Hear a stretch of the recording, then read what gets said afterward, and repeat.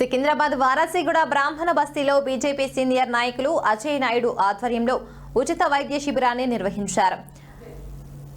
మెడ్రైడర్ MP D సింధూర సుప్పిరెడ్డి సహకారంతో జరిగిన శిబిరాన్ని బీజేపీ రాష్ట్ర ఉపాధ్యక్షులు బండ కార్తిక చంద్రారెడ్డి, కార్పొరేటర్ శ్యామల హేమ, ఇతర ప్రముఖులు ప్రారంభించారు. ఈ సందర్భంగా నిర్వాహకులు మాట్లాడుతూ నిరుపేదలకు మెరుగైన వైద్యం అందించాలనే లక్ష్యంతో ఈ శిబిరం ఏర్పాటు చేసినట్లు తెలిపారు. ఈ కార్యక్రమంలో సిఐ అనుదీప్, సోమ రామ్మోహన్ గుప్తా తదితర బీజేపీ నేతలు పాల్గొన్నారు.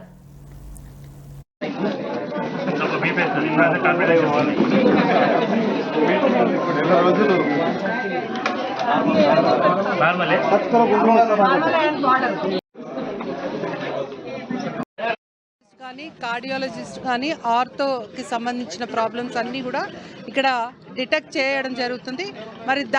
మరి శ్రీకర్ హాస్పిటల్కి వారిని అటాచ్ చేయడం జరుగుతుంది. మరి పేషెంట్స్ భవిష్యత్తులో అంటే లైఫ్ స్టైల్ చేంజెస్ ఉంటే ఎటువంటి హెల్త్ అప్సెట్స్ కావు.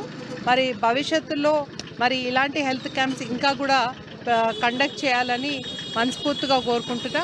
మరి నాతో పాటు ఉన్న మెడికల్ చైర్మన్ అయిన సింధు హెల్త్ ఫ్రీ క్యాంప్ ఏర్పాటు చేసిన పూర్ణచంద్రరావు గారు, అజయ్ గారు, మరి వారి టీం మెంబర్స్ అందరికీ హార్ట్ఫుల్గా ధన్యవాదాలు తెలియజేస్తున్నా అండి.